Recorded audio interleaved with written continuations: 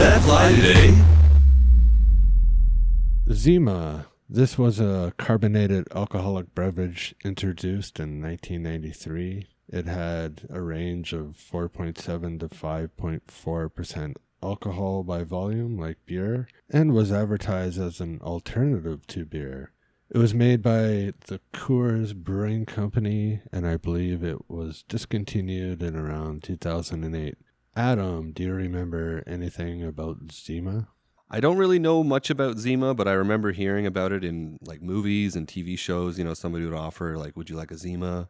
I assume it was something similar to like Smirnoff Ice, like a vodka cooler, mostly consumed by people who don't enjoy drinking beer. I have a greater memory, frankly, of things like Mike's Hard Lemonade, which was so acidic I thought it would burn a hole in my stomach after I took my first sip. And how about you, Scott? Do you remember Zima?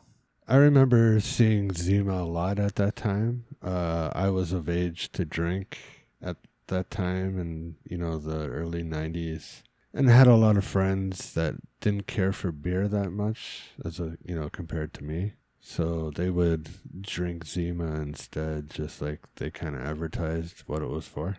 Zima seemed to find that niche of being the alternative to beer at that time, but not really a wine cooler either. They seemed to be the cool thing to drink at the time, especially with people who didn't drink often or as much as others.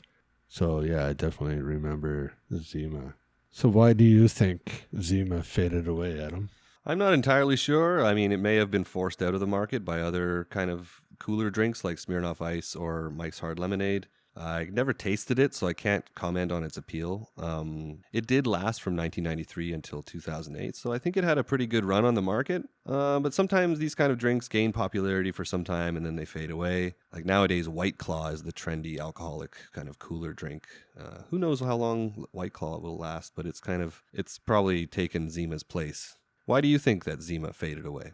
I think the cost of production was probably a lot more than, say, beer is. And even though they promoted themselves as an alternative to beer, it didn't have the same, say, upsale in production as probably beer does.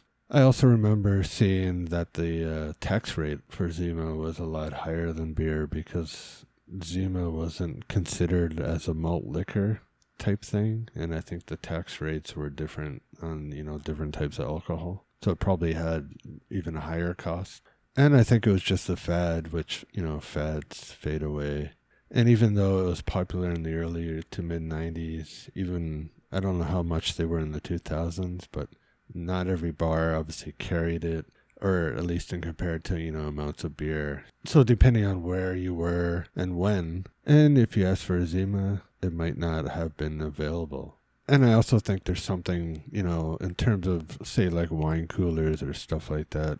There's a difference between those things and beer. Like, there's a lot of people that go out and drink a lot.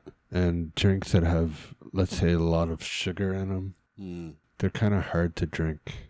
They also give you worse over hangovers. And over, yeah. Drinking a lot of them. So I don't think there would be, anything to replace beer in terms of the amount that you can consume in a night. So those are the reasons I think it faded away.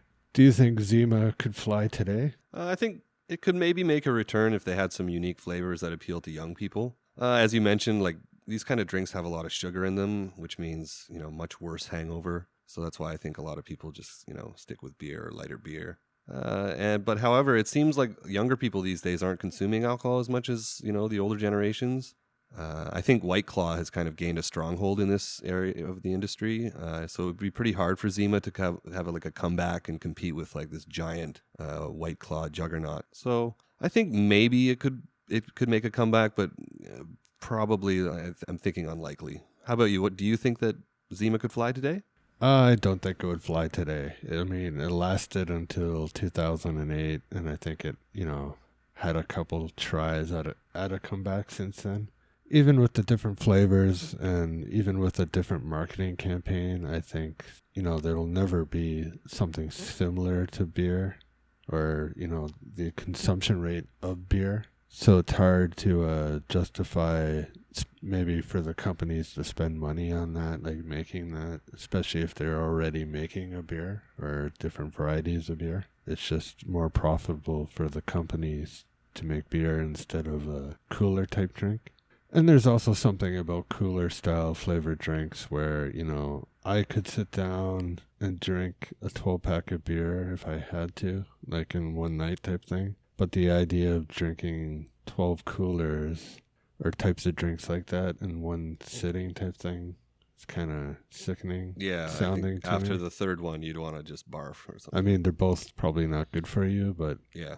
I mean, I couldn't sit down and drink a 12-pack case of Coke or something like that, you know what I mean? In one night, I just couldn't imagine. It would just be maybe too much sugar or whatever else is in it.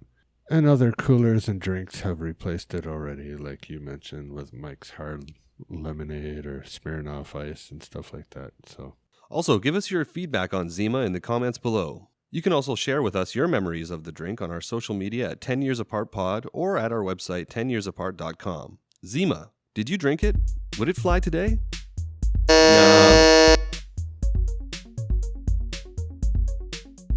Thanks for watching that clip, and if you like what you saw, be sure to hit that thumbs up button. Leave us your comments below and check out more at 10yearsapart.com. If you haven't already, be sure to subscribe to our channel here on YouTube. You can find the full episode of that podcast this clip was from, plus other videos from us right here. Thanks again.